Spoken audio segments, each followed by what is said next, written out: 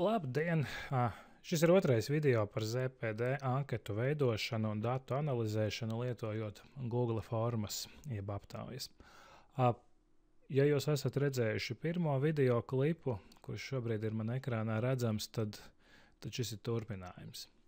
Ja neesat, tad ir vērts pa diagonāli vismaz iztaustīt, lai saprastu, par ko ir runa, kā to visu iesākt. Šajā video rādīšu, kā apkopot anketu rezultātus. Gan vieglākas metodas, gan arī dažas mazliet tehniski advancētākas. Tad iespējams tā būs atbilde, kur uz jautājumu, kas reizēm skolās parādās, priekš kā man tas Excels vajadzīgs. Šoreiz būs vajadzīgs. Atgādinu, kā mēs vispār varam Google pastā tikt līdz savai anketai, ja viss ir aizmirsies. Mēs esam atvēruši savu Gmailu vai Rīgas 6. vidusskolas skolēni savu skolas paskastīti.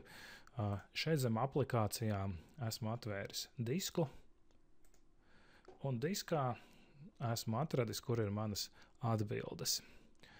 Esmu tās jau atvēris un no jauna nevēršu vaļā. Šī te sākšu ar vienkāršāku anketu, to pašu, ko es izveidoju pagājušajā reizē. Viņi ir drusku vairāk papildīti uz priekšu, kaut īstenībā šie dati ir ļoti nelieli, lai tiešām veiktu pētījumu. Tur 13 respondenti, tas neskaitās nekāds pētījums. Atgādinu, kā tā izskatījās. Anketa izskatījās šādi. Sākumā paprasīja sievieti vīrietis, kur mācās. Vēl kaut kādi tur, ko patīk darīt ziemā. Tur kaut kādi rakstiski jautājumi, bet tie tur šoreiz absolūti netiks pētīti. Un šie te ir mani iegūtie dati jau no šīs anketas.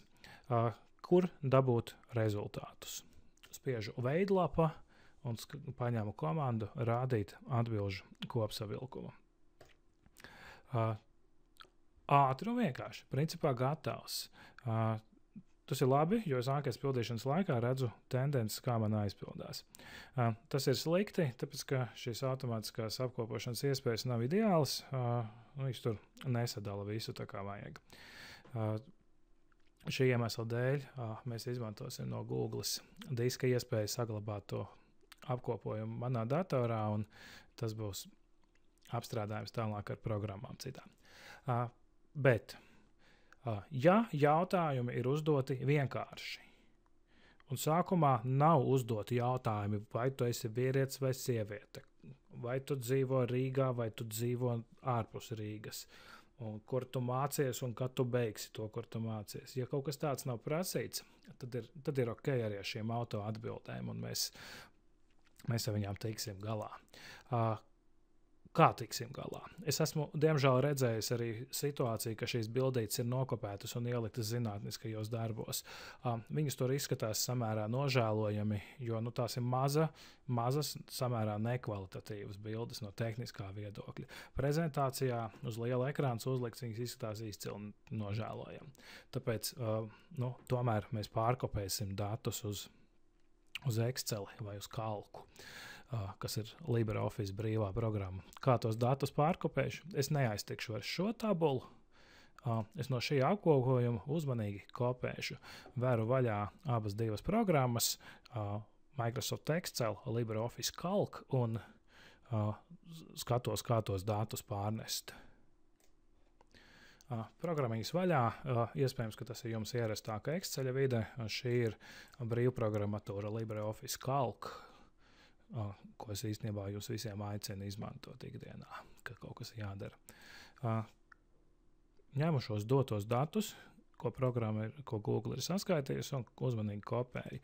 Mums nav iespējams nokopēt tikai skaitli vai tikai procentus, kopēju vienkārši visu uz vienu programmu, uz otru, un no šiem datiem tad es varu sākt zīmēt savas iecienītās diagrammas. Tur to procentu aila ir bezjēdzīga. Iezīmējam un būvējam visu. Diagramma gatava, liekam no lietā visu, ko informātikā esam samācījušies virsrakstus un visus datu etiķetes un visu ko citu. Ja, te kalkā tieši tas pats. Padzēšu liekos datus un diagramma gatava. Ķeramies tik un noformējam līdz galam, kā pienākās. Tāpat arī vēl citus. Es vēl šo, ko tu dari ziemā pārkopēšu. Iezīmēts ir, iepaistojam un tu skatāmies, ko mēs tur gribam uzzīmēt. Stabiņu diagrammu vai varbūt joslu diagrammu izskatās glītāk, taisnību sakot. Tas ir jāapstāsta. Nekādā gadījumā bez vajadzības netaisam tikai apaļās diagrammas. Viņas nevienmēr parāda tik uzskatāmi, kā to var izdarīt arī ar citām diagrammām. Man šajā gadījumā šķiet, ka josla būs vispiemērotākā. Bet jūs skatāties uz saviem datiem, runājat ar saviem vadītājiem. Tas pats arī Excelī iezīmēts un diagramma ir iekšā. Vienkārši, jā, vienkārši. Bet, vēl pirms arī tālāk, tur, kur ir bijuši rakstiskie jautājumi, tie šeit vienkārši tā arī parādās. Šeit ar to pilnīgi neko nevar iesākt, tur būs jāstrādā rokas režīmā.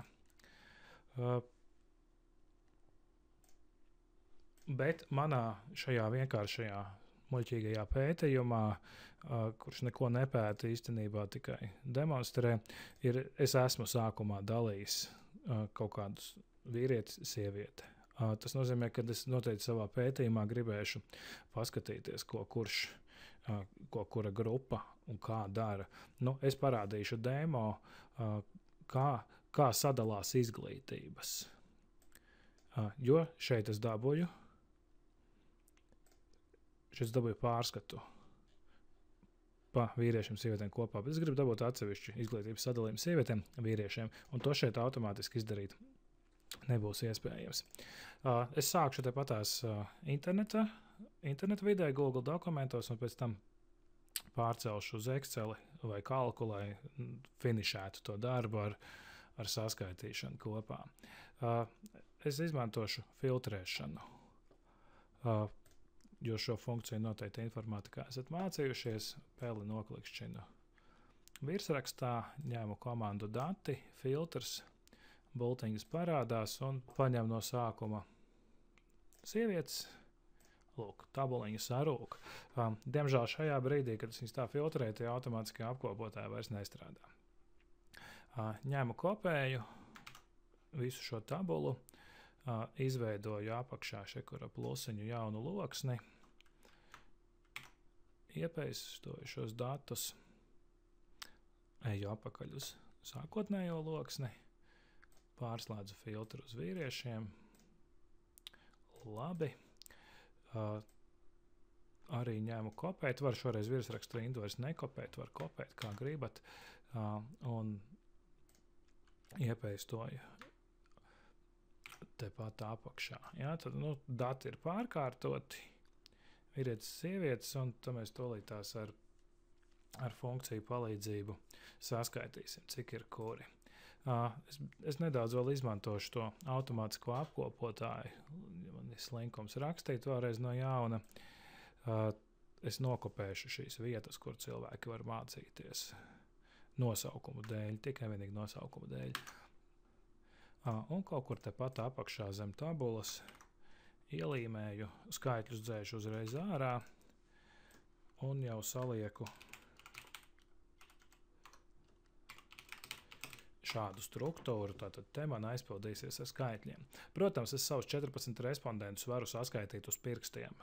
Par to nav runas, bet iztēlojamies, ka tur ir 100 vai 50 vai tam līdzīgi, un mēs negribam skaitīt ar roku, mēs gribam, lai tehnika skaita manā vietā.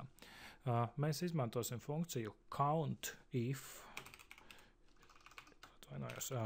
COUNTIF šādi viņa rakstās.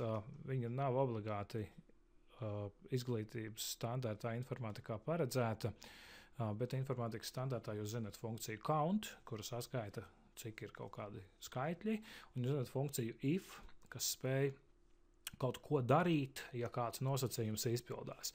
Tā COUNTIF ir šo funkciju apkopojums. Viņš saskaitīs, kā to darīt. Es izmantošu šo funkciju tepatās interneta vidē.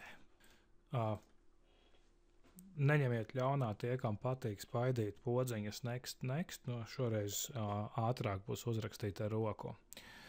Liekam vienādības zīmi, rakstām funkciju count if, iekaviņas vaļā, iezīmējam visas skolas, kur mācās sievietes pēc maniem datiem, lieku semikolu, un tagad skaitīšu pamatskolas izglītību. Uzspiežu uz šo šūnu, viņš ielas iekšā, iekavas ciet enter, un te mēs iegūstam faktus, ka izrādās pamatskolā neviena no sievietēm nav. Pirms velkam uz leju, salabojam adresācijas. Jā, tas viss mums ir no Excel zināms, un es ceru, ka jūs arī zināt, kāpēc es tās zīmītes tur tagad ieliku. Un aizvelku uz leju. Izrādās ļoti vienkārši. Mācās tikai tehnikumā vai augstskolā. Nekas kā ir, tā ir. Tas pats ar vīriešiem. Sekojiet līdzi, kā es izmantošu funkciju count if. Vienāds count if. Iekavas vaļā, tas skatos. Man tagad vajag vīriešu mācību iestādes saskaitīt. Semikols, klikšķis uz to pamatskolu, iekavas ciet. Tad viens ir bijis. Dubult klikšķis, salabojam formulu. Ieliekot dolārzīmes pirms skaitļiem un velk uz leju. Rezultāts ir iegūts. Šeit ir viens variants, kur atbilde bija citi. To es redzēju Google apkopotajos datos. Paskatāmies. Cits, viens gaba, un tas šeit, viņš nerādīja to uzrakstu cits, šeit viņš rādīja uzreiz jau konkrēto uzrakstu internetā. To es vienkārši pielabošu ar roku un ierakstīšu skaitli 1.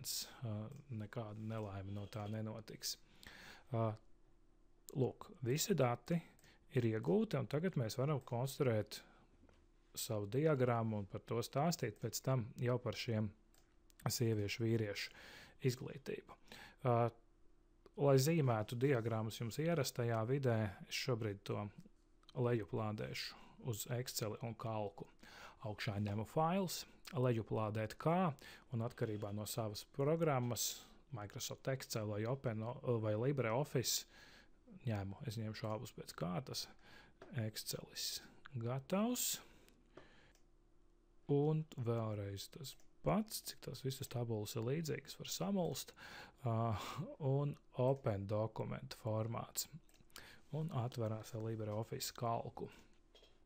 Sāku ar Exceli, redz, kur ir mana safiltrētā lapa un iegūtie dati. Un varam zīmēt diagrammu. Te es jums parādīšu vienu mazu knifu. Nezīmējam šādos gadījumos bez vajadzības 2 sektoru diagrammas blakus. Viņas aizņems jums daudz vietas. Parādu tagad to slikto piemēru. Nav forši. Šīs leģenda atkārtojās un dati kaut ir ļoti pareizi, nav salīdzināmi. Zīmējam visai tabulai grēdoto kolonu diagrammu. Arī tos standarta informātikas grāmatās es neesmu redzējis, ka kāds viņas demonstrē, bet viņas ir ļoti derīgas šim brīdim. Ievietojam kolonnas. Ja jūs programmas ir angliski, tad skatāties pēc bildēm. Man patīk, ka dators man runā manā valodā. Un pie diagrammu tipa nevis pārastie stabiņi, bet šie te galā procentuāli grēdotie, angliski laikam stacked ir tas vārds. Pirmajā brīdī iespējams ir pārsteigums, jo tas galīgi nepēc kā neizskatās, bet pārslēdzam rindu kolonu nolasīšanu, un mums ir tabula gatava, kurš mācās. Ja? Tie paši procenti, tas pats, kas būtu uzzīmēts ar 2 sektoru diagrammām, šeit tas ir salikts kopā vienā diagrammiņā, kur tad var likt iekšā un rādīt. Redz, ka krāsas sapas, augstskola, tad manā uz labu laimi pildītajā anketā nebija rezultāti. citi, tāpēc varbūt jums iespējams citās anketās būs vienmērīgāk. Kalkā tieši tāpatās liekam iekšā diagrammu, izvēlamies, ka tā ir kolonu grēdotā, datu apgabalu pārslēdzam uz rindām, pārējo jūs tur noteikti mākat, viss bildīti arī ir gatava, nevis divas sektora diagrammiņas. Jā, iespējams, ka jau kāds vispār līdz šai vietai vairs nav ticis, jo neko nesaprot, skatieties vēlreiz un darat. Šī ir reāla un nepieciešama Excel izmantošana mācību darbā, bet, es domāju, ka nav grūti, ja tiešām grib izdarīt. Ar šo tad es arī saku jums paldies par uzmanību. Pateicos, ka noskatījāties. Ģer kaut kādu izteiktu komentāru, jautājumu, rakstiet viņus tepat zem video. Iespējams, ka es neaizmirsīšu ik pa laikam paskatīties un atbildēt. Visu labiņu!